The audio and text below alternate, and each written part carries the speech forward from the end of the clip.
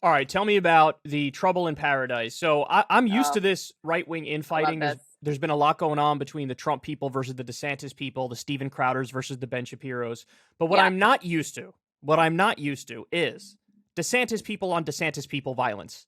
And that's what we're seeing here. So apparently Elon Oh, Musk true. and the Daily Wire now have a beef going on. Explain this for me.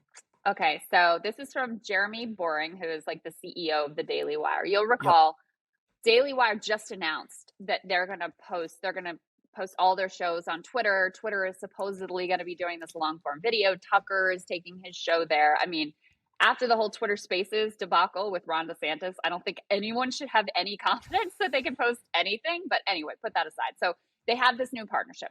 So today, Jeremy Boring, who is the co-founder and co-CEO of the Daily Wire, tweeted, Twitter canceled a deal with the Daily Wire to premiere What is a Woman for free on the platform because of two instances of misgendering. I'm not kidding. Here's what happened. He goes into, I'll read a little bit more of this. 1 year ago, there's 16 parts of this. We won't do all of it, but I'll get a little bit of it here. 1 year ago today, we released What is a Woman to celebrate the occasion and expand the movie's already enormous impact. We decided to give it away for free for 24 hours on Twitter. With Twitter's recent commitments to free speech, we thought it'd be the perfect place to distribute the film and drive the conversation forward.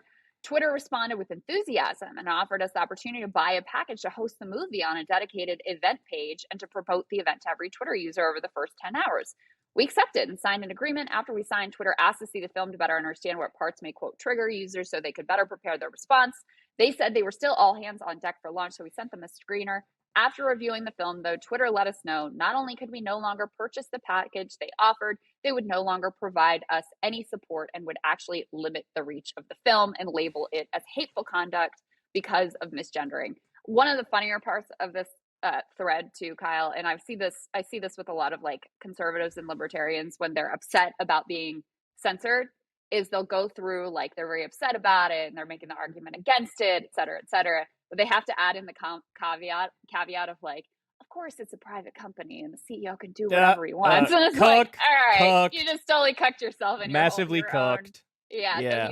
he's got it in here. He's got his like, to be sure, Twitter could do what it wants, but we're just sad about it.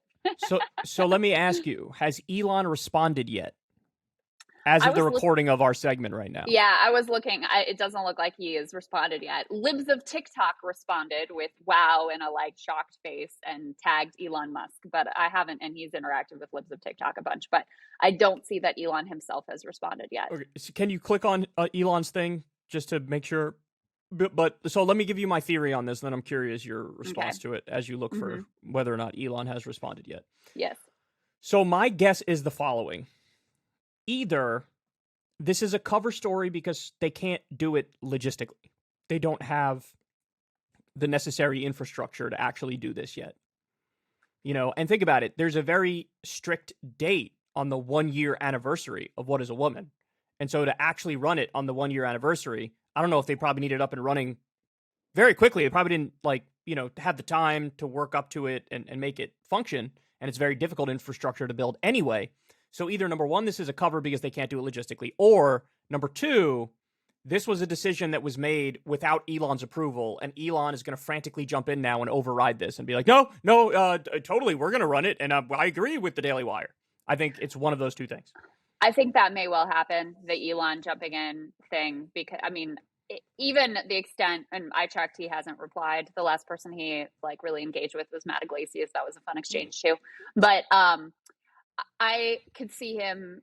The fact he hasn't replied indicates to me maybe he is calculating how to handle this situation. Personally, I think it's very possible this decision was made without his input.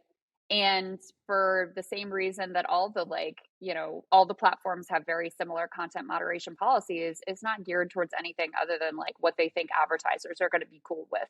You have a new CEO there who comes directly from the advertising world and was brought in explicitly because Twitter is getting crushed Yeah. with advertisers, with Yep. revenue. It's worth Down a third. 80%.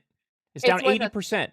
Yeah, it's worth a third of what what Elon bought it for. I mean, it's a Yep. financial catastrophe. And so her whole thing is like, I know what the advertisers are going to be comfortable with. I know how to court them. I know how to bring them back. And so this could be part of part of that whole thing. But I mean, obviously, like, it's very amusing to watch the right wing fall out of love here with Elon Musk in real time and realize that, you know, he will disappoint them and everyone else on every level. Listen, Elon's in a no-win situation because you could either please the advertisers, get more ad money flowing, or you can please your rabid right-wing base. You cannot have it both ways. Yeah. You just can't have it both ways. The previous Twitter management, though I had many problems with them, they were navigating this same issue. And this is the problem with leadership, especially if you're, you know, the head of Twitter, the head of a big social media company. Oftentimes you find yourself in a pickle where there's no black and white answers. There's nothing but gray area. And Elon Musk is the king of going out there and pretending like every issue is black and white, and then realizing, getting smacked across the face with a fish and realizing like, oh, it's not what I thought it was. It's like how we posture free speech absolutism. That's what I am. I'm a free speech absolutist. Oh, did the leader of India tell me that I need to ban their opposition? Did the leader of Turkey tell me that I need to ban their opposition? Yes, sir. Absolutely, sir. This is stuff that the previous Twitter management was like, fuck off, we're not doing that. But Elon's like, oh, if you tell me you'll limit my reach to this market, well then okay. And then he's out there on Twitter defending his decision as if it's like, well, what would you have done? What would you have done? Because, you know, it was either do this or get it banned for the rest of the people in India. What am I supposed to do? Like, he acted like, well, I obviously made the right decision. Okay, but then don't do all your peacocking about how you're the big free speech guy, because this is decidedly the opposite of that. That's it, exactly. And in fact, yeah, he's been more repressive in terms of his overall policies. He's been way more responsive to these, you know, authoritarian governments looking for censorship. The whole nexus of supposed concern among conservatives is like government power along with social media power, which, by the way, is a legitimate concern. But you actually have to have some consistent principle about it. I mean, look, I've said with Elon from the beginning, no billionaire, even a competent, well-intentioned one, is going to solve your issue of if these communication spaces are important for like the infrastructure of your democracy, they shouldn't be left up to the whims of a capitalist market. There should be democratic accountability and oversight over them so that we can all grapple with what are genuinely difficult questions about what's allowed and what's not allowed and how you handle things that aren't allowed and bans and all of that stuff is complicated to sort through. It is. You can't leave it in the hands of any one billionaire, a good one, a bad one, an in-between one, a right-wing one, a left-wing one, whatever. This is just never going to be a solution to the problem that we're facing. Correct. There shouldn't be billionaires. There, I said it. There you go. Indeed. All right. Excited to get to our guest today, FD Signifier, who does fantastic content on YouTube. And in particular, some of his latest videos were about Black conservatism. He did a deep dive both into current figures and also sort of the like historical arc. So we wanted to talk about modern American politics in the context of what he has been thinking about. So let's get to it. Hey, y'all, do me a favor and like and subscribe. It helps out big time in the algorithm. Click the bell as well for notifications when videos drop. And watch that video on screen right now. You know you want to.